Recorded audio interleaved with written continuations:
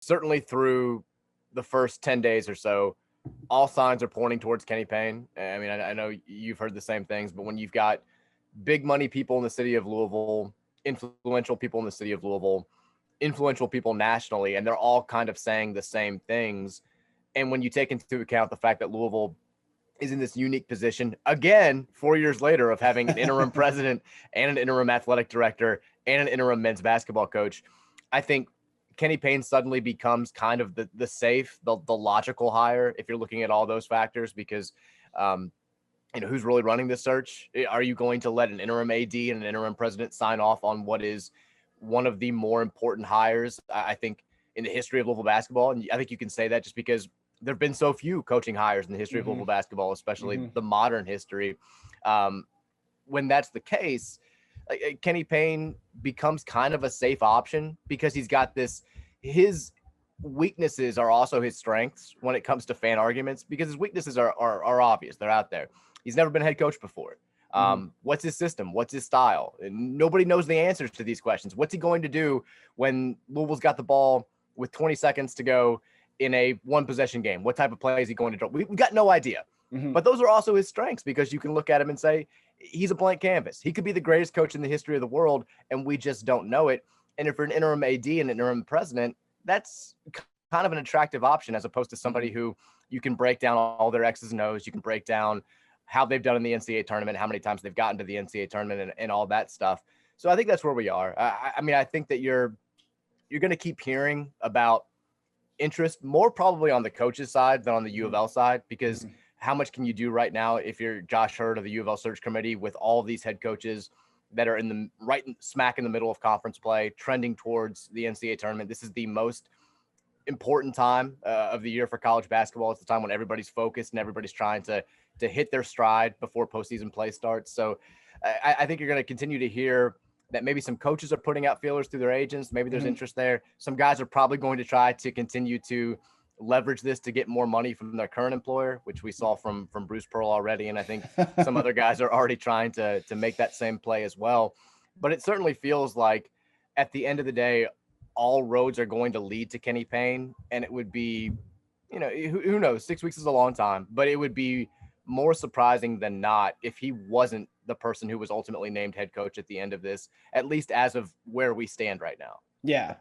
I put this in my newsletter on Monday, but it kind of is like that early stage of your middle school dance when, like, I would send you across the empty dance floor to the pack of girls on the other side. And one of the girls I wanted to dance with was over there, but you would go talk to her like best friend.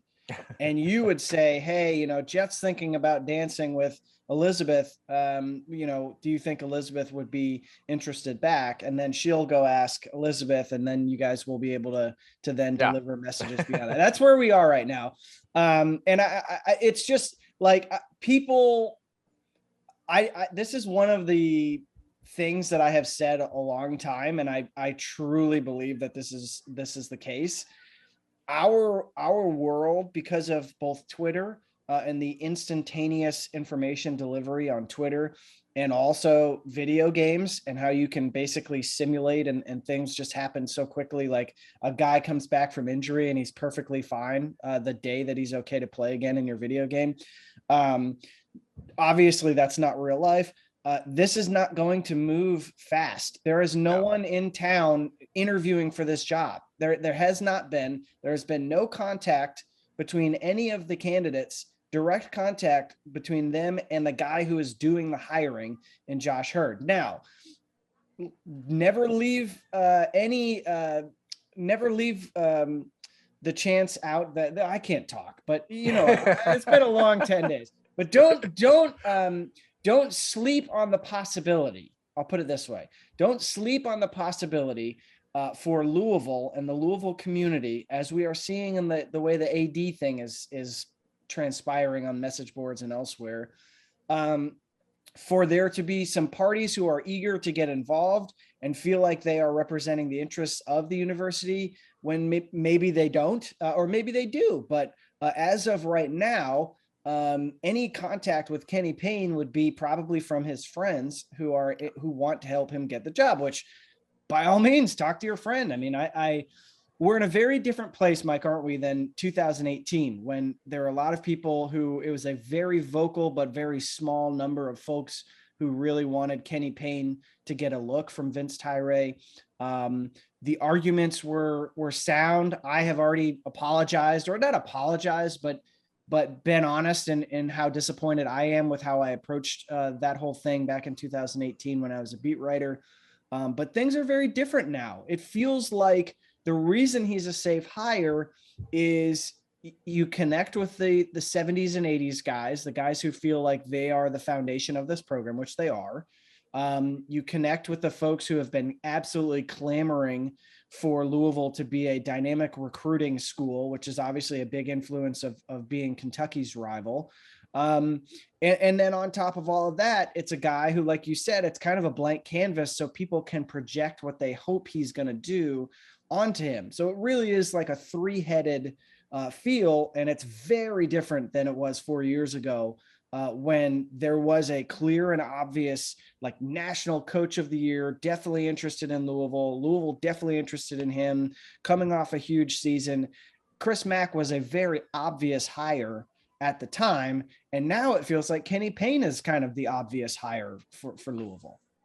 Yeah, I think it's different now because anytime you're in a situation where a program's in need of a new head coach and things ended badly with the old head coach, you're kind of looking for the antithesis of what you just had, right? Like, yeah, Louisville gets rid of Bobby Petrino and they bring in Scott Satterfield for football, like the kind of soft-spoken, all shucks, like just the total opposite of Petrino. Mm-hmm. And then, now you've got some people after Satterfield has not done the best job. We'll still see, still work in progress. But now you got people who are like, we need the swagger back. We need somebody who's going to like get into a fight at midfield. Like you always want what you didn't have with the other guy. And Louisville, 4 years ago, they make a logical hire in a guy who had been a proven head coach. He had success over a decade at Xavier.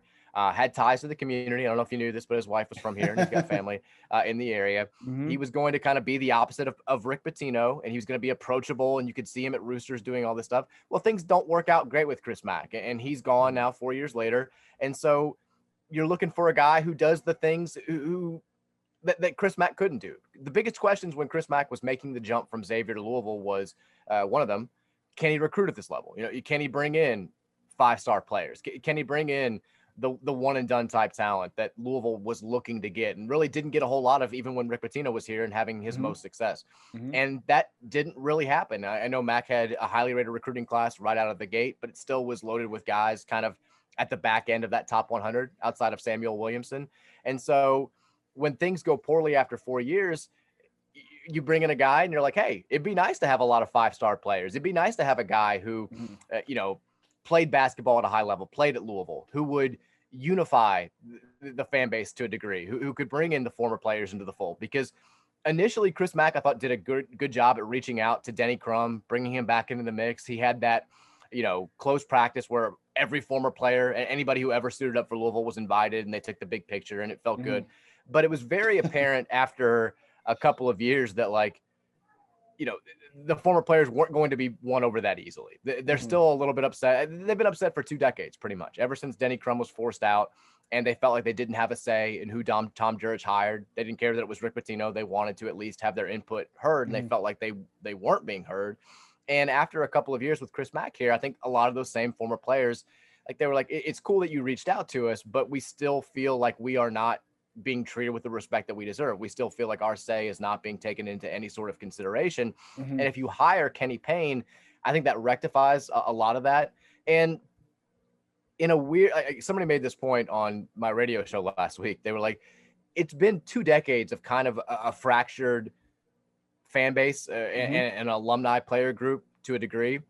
And even if Kenny Payne comes here and fails, you've at least fixed that. You've at least rectified that. Like the former players who've been so vocal in, back in the day, it was they wanted Jerry Eves to be the head coach. There was talking about Butch Beard coming in on an interim basis. Like all these guys who've been so vocal about wanting their voices to be heard more. If Payne comes and everybody's on board and everybody's together and it just doesn't work out, then at least you've done that. At least you've repaired that. At least you felt like you've heard this. So that's also a check in Kenny Payne's box if you're making a pro and cons list. But it is different now. I still feel like the downsides to potentially hiring Kenny Payne when you're at a program like Louisville are still the same as they were 4 years ago. 100%. And like I don't know. I'm sure you've had the same thing.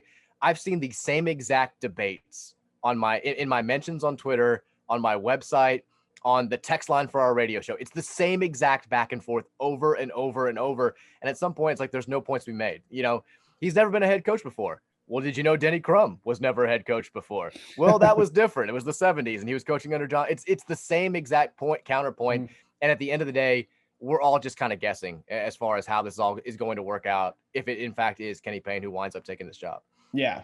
Yeah. And it is, I think, a little bit of a conundrum for Josh Hurd. I mean, talk about trying to thread a needle here, because you're talking about a guy who would like to be the permanent athletics director at Louisville, has worked his way up through so many different positions and roles, both at Louisville and at Villanova. Obviously is not the traditional at the highest level, like, oh, he was an AD at another Power 5 school and he's coming to Louisville, which I wouldn't rule out the possibility of that maybe happening.